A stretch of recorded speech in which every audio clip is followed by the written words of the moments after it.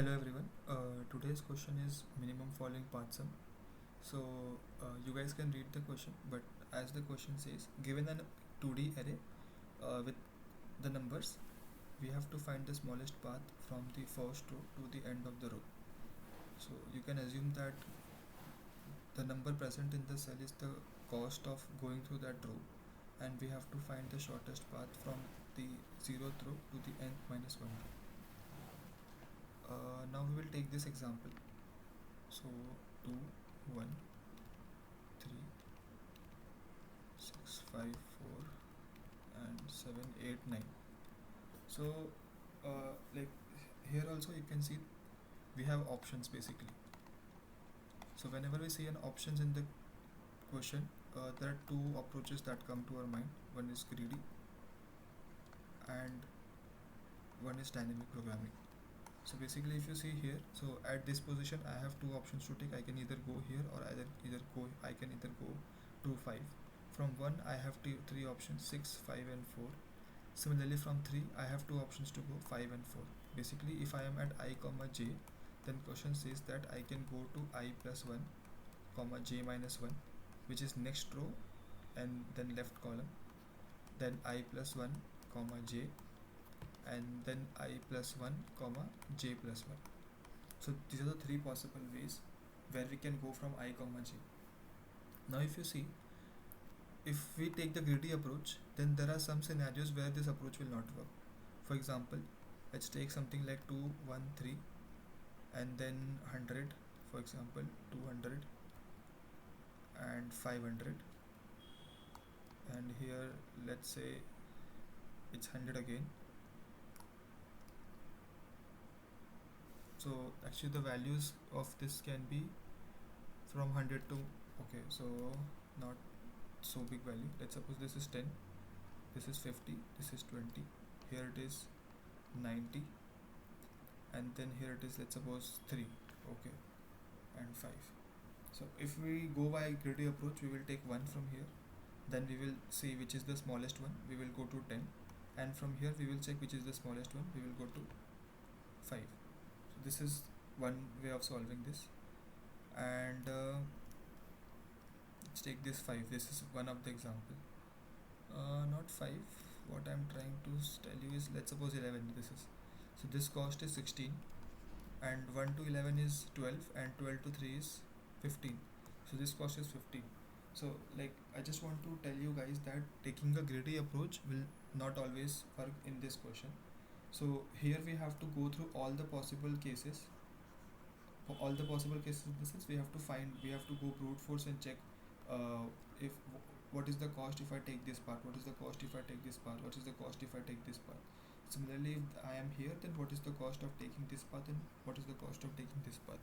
So whenever we have we have to go to brute force and find all possible solutions and find out the minimum or maximum value, then the first thing which comes in the mind is DP, and DP does not directly comes into our mind, like it goes to recursive, then we memorize the solution, and then we can go to DP, right?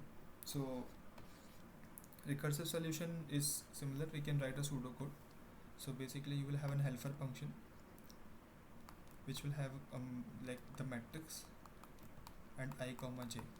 So you know if I is less than 0, or I is more than equal to n, or j is less than 0, or j is more than equal to n, where n is the size of the array, we will return int max. So int max is basically the maximum value. Whenever we go out of range from this 2D matrix, we know that that cost should be maximum and that cost shouldn't be considered. Similarly, now I have three paths to take. Path 1 will be to call this helper function with matrix as one of the input, next row, and then one column less. Similarly, helper again, matrix I plus 1 j, and helper matrix I plus 1 j plus 1, right? So these are the three possible paths I can take. Now I just have to return the minimum of these three. So basically I will take the cost of the current matrix of I comma j, plus minimum of path 1, path 2 and path 3. This will give us our solution, but definitely like this is recursive solution, so this will not work in whatever time complexity we are expected to work with. So definitely we can see an option of memoizing. So I have written this code of dynamic programming here. I will try to explain you guys. So basically I am taking a 2D array, and this is the minimum path like which we will find. So this is the initialization step basically, right? So base condition or initialization step,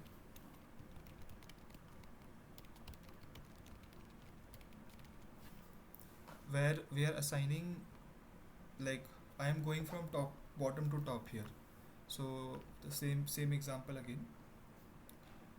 Let's take the same example, which is 2 1 3 6 5 4 and then 7 8 9. So I am making a 2D array, and I am initializing the values here 7 8 and then 9. So I am traversing in the opposite direction. So if I am here, then I can take I can go to this path or I can go to this path, right? So this is the cost of going from here to end of the array, which is 8. Similarly, this is the cost of going from here to end of the array, which is 9, and same for 7. So basically from here, if I want to go to end of the array, then I can take the minimum cost of going to the end of the array from here, and minimum cost of going to end of the array from here. So the minimum value is 8, and 8 plus 4 is 12. So here I can write 12. Similarly, here it is 5. So from 5 I have to find the minimum value of going to the end of the array from these three paths. The minimum value is 7. 7 plus 5 is again 12. Same 6, 7 or 8, the minimum is 7. 6 plus 7 is 13. If I am here 3, from here I have to find the minimum value from here and from here, which is 12 and 12. So this will be 15. Same thing if I see here, this will be 13. And 2 minimum value is 12, which is 14. So I have to find the minimum value of this first row, which comes out to be 13. So same path. If I plus 1 is less than n, j minus 1 is more than equal to 0, consider the value of dp of I plus 1 j minus 1, otherwise int max. Similarly, I plus 1 is less than n, j is more than equal to 0, then consider dp of I plus 1 comma j. If I plus 1 is less than n, j plus 1 is less than again n, so consider I plus 1 j plus 1, and here we are finding the minimum path. We will return the minimum path. So this is the solution of this board problem, minimum falling path sum. I hope you guys would have understood. Thank you.